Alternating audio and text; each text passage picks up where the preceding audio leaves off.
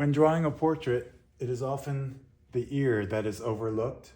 We save it for last, and then we end up making it like an afterthought, when it is really so important to finding the other structures or other features in the head.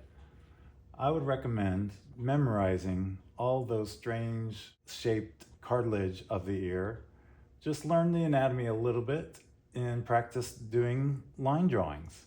Just fill a couple of pages in your sketchbook with nothing but ears, going in both directions. Try different shapes. They don't have to be all the same. And some of them have attached earlobes, stuff like that. Just practice doing the shape, overall shape. As you see, they're not all the same. Then learn the anatomy. So this is the part that people get confused about.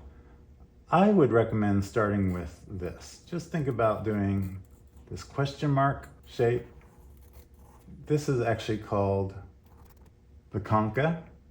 Of course, on the right ear or on the right side of the head, the concha is shaped more like a backwards question mark, but on the left side, it's a regular question mark. So then you can come back around in here and begin what is called the tragus. The tragus is that flap of cartilage that kind of overlaps the concha. The concha is that cavernous area. The tragus is that it's kind of triangular and overlaps the concha. Good.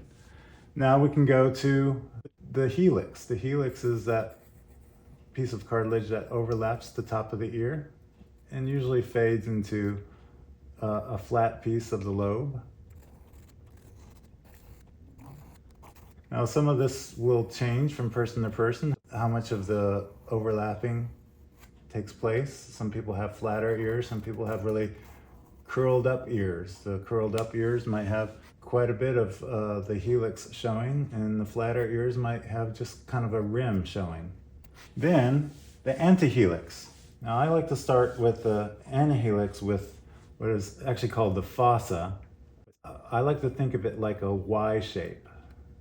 So think about a block letter, like a block letter Y, like this, a lowercase block letter Y, and that's the shape of the antihelix.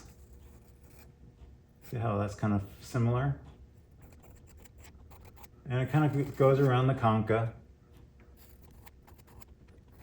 And filling a couple of sketchbook pages of this will help you memorize it. So it will never be something you delay working on, because you'll understand it, you'll recognize it next time you look at somebody's ear, you'll see what's happening, and you'll have a better idea of how to draw it. Now, of course, this all changes according to the angle in which you're looking at the ear. But just doing a page like that will help a lot. So again, helix, antihelix, tragus, and then the lobe, of course, and the concha.